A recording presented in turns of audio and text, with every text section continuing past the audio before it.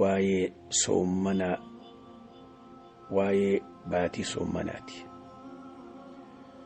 Soommanni kuni akkuma gartee namni cuftii quba qabaatuu qabutti dhiiraa fi dhala namni ballaqe khadardare dhiiraa fi dhalatti dirqama rabbiin nurra kaayee arkaana islaamummaa yookaan ulaagaa islaamummaa shanin irraa tokko tahe namni beekuu qaba.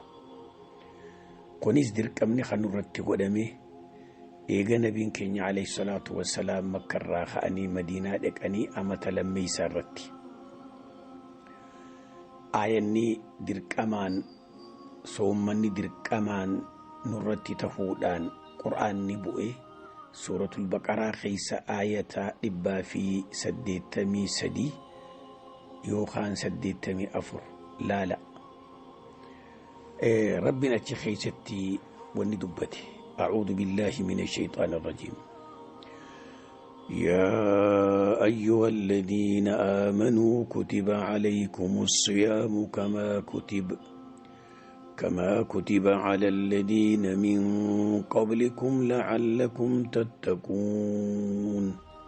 آية خناني صومني دركمن الرب دليل صومني دركمته واجبته آية خناني سورة البقرة آية لباس الدتمي سديدك إلالي.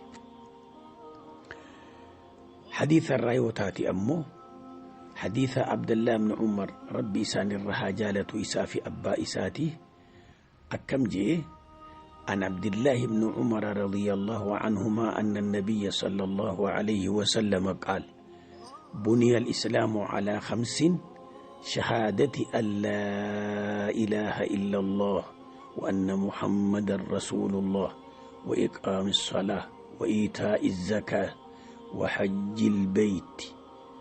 وحج البيت وصوم رمضان. حديث خنا بخاري في مسلم أديس يوديت إمو لالو فيتي بخاري حديث سديت لالي مسلم أمو حديث قد جهاتي دوبتنا بجيتش صومني قرتي نرتي درقمتهون قرآن في حديثاني بك أركت جيتشو دوبتنا بجيتش نمني توكو صومنا ساخنا صومنو داف guyyaa soommanni seenu soommanaa seeneef jijjiiramni mataa ifii akka nama gartaa aadaatti huccuu adii uffadhu, huccuu gurraatti uffadhu, huccuu diimtuu uffadhu ja'anii wanni soommanaaf khurfaawan hin jirtu. Soommanaaf wanni khurfaawanniin تدراتي صومني خوني قلنا درقم ربي نرق جيتشو بيخو نان حرام ما جارتينيس لكي نياتي في لغاتي في ورخيتيس صلاة فجر بوتا صلاة مغرب الرحمة صلاة فجرتي نياتا لغاتي ورخيسي حلالي ايغتك الله أكبر جن يرو ورفيق أنني أفي نياتني لغاتا شفتنو dhumte jechuun yeroon siidha. Guyyaa kana keessatti duuba wani sirratti jiru hamma dandeessutti khayrii heddummeeffadhu. Sadaqaan, dhikriin, istighfaaraan, qur'aanaan, nama gorsuun, khayriin nama yaamuun, nama fursiisuun waan dandeessuun. San cufa dhabda manuma keessatti warra keetii fi ilmaan keetii wajjin soomana waliin fura. Guyyaa soomanaa kana keessatti duuba namni irra hedduu waan dogongoran taane wallaalaa wajjin soomanaan namarraa bada jee fudhata. Tokkoffaa namni gartee soomana keessa guyyaa haqaaman dhiqannee jira. Kuni wallaala. Marraa 30 dhiqanni keewwaa takka soomana miidhu. Lammeessaa nama guyyaa soomana keessa ilkeessu waakkachuu soomanaa bada jedhaniin kunis wallaala.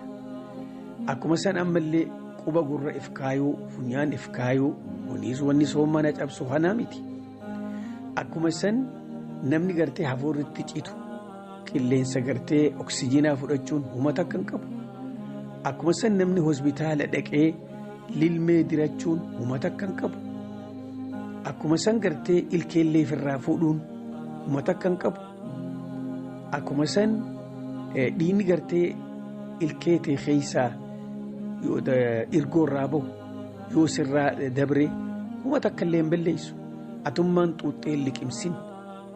Akkuma san haqqi isaan yoo ifii sirraa bahe haatiin barbaadin soomana hin balleessu.